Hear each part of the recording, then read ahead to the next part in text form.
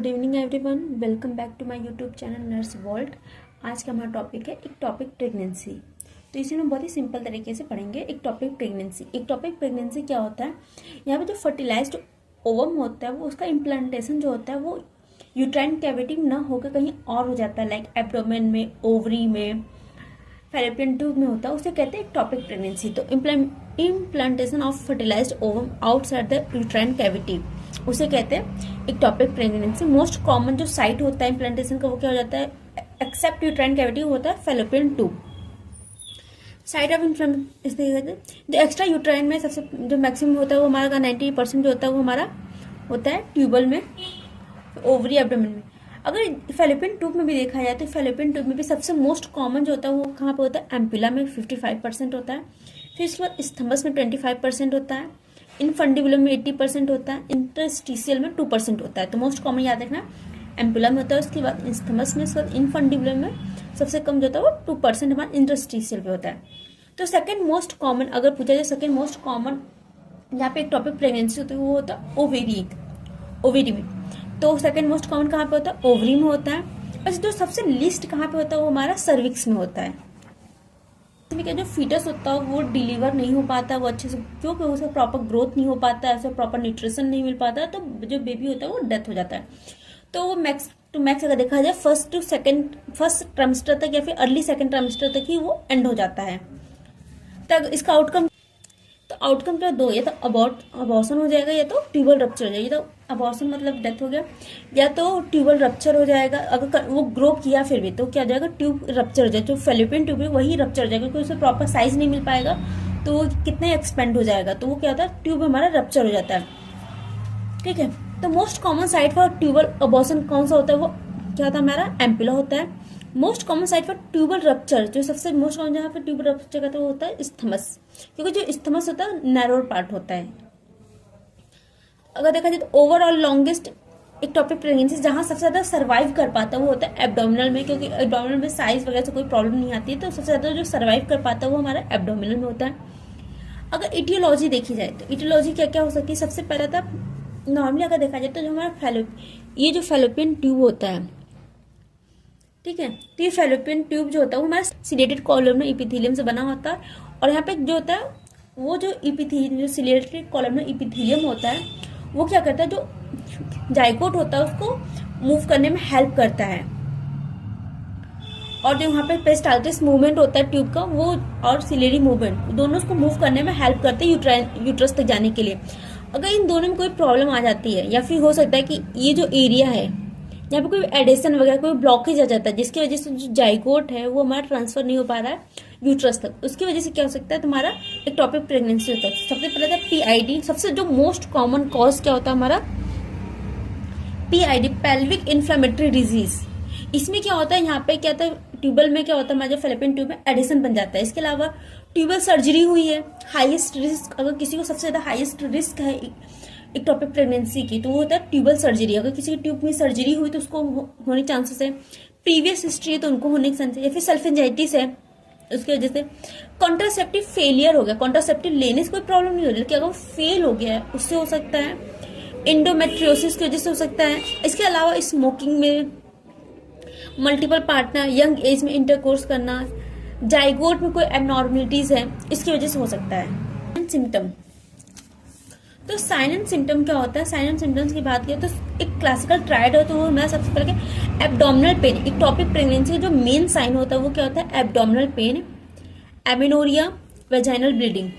इसके अलावा referred pain to shoulder, ruptured में ही पाया जाता है। जो ये क्या होता है? रेफर्ड पेन किस में पाया जाता है? रप्चर्ड में। क्या होता है कि जो रप्चर्ड होने का जो ब्लड होता है वो पाउच ऑफ डगलस में आ जाता है, जिसकी वजह से वो क्या डायफ्राग्राम से प्रेशर लगाता है जो, और वो जो पेन होता है रेफर्ड कर जाता है शोल्डर तक। तो रेफर्ड पेन किस में पाया जाता है? कूलिन साइन क्या होता है? जो अम्बिलिकस एरिया आता है वहां पे क्या होता है? तुम्हारा ब्लूइश ब्लैक कलर के अपीयरेंस दिखाई देता है, उसे कहते हैं कूलिन साइन। वो भी हमारे टर्नर साइन क्या होता है? ब्रूजिंग हो जाता है फ्लैंक एरिया पे, ये भी हमारे रप्चर में पाए जाते हैं। साइन ऑफ सॉक भी दिखाई देते हैं, वो हमारा रप्चर में दिखाई देता है। डायग्नोसिस में क्या करवाएंगे? सबसे पहले ब्लड एग्जामिनेशन करवाएंगे। ब्लड एग्जामिनेशन के बाद हम लोग HCG का लेवल चेक करेंगे। तो HCG का अगर लेवल चेक करेंगे तो जो हमारा और नॉर्मली अगर देखा जाए तो हर 48 आवर पे वो डबल हो जाता है। तो इसमें क्या होता है, जो HCG का लेवल बढ़ेगा लेकिन 48 आवर पे वो डबल नहीं होगा, इससे हम लोग पता कर सकते हैं।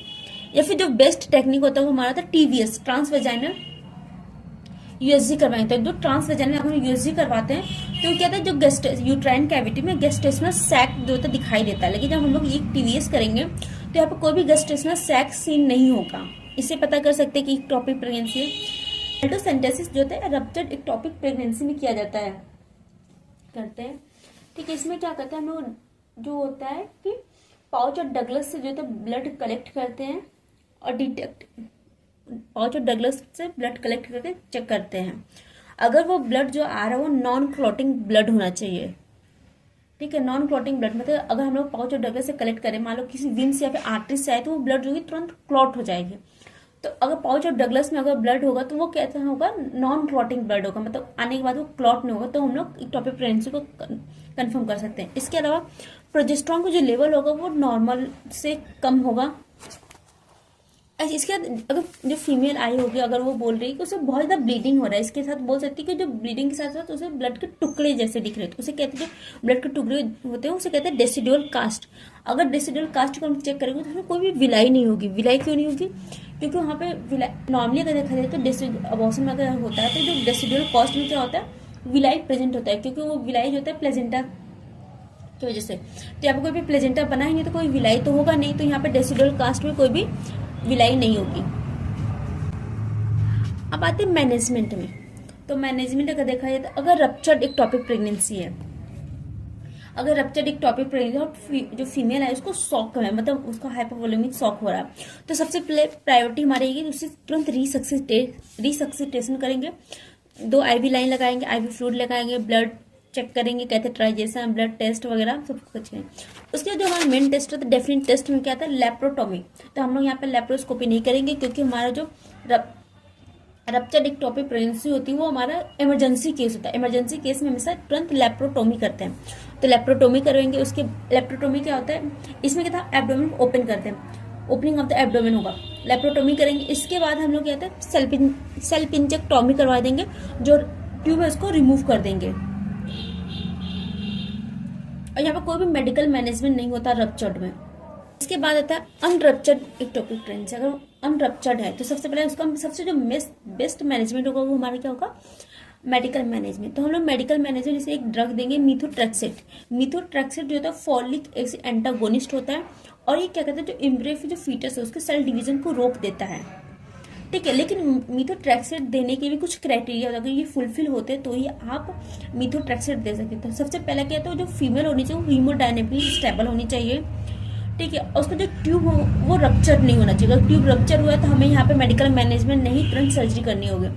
इसके अलावा जो एक टॉपिक मास हो जाना चाहिए वो 4 सेंटीमीटर से कम होना चाहिए, और फीटल की कार्डियक एक्टिविटी नहीं होनी चाहिए।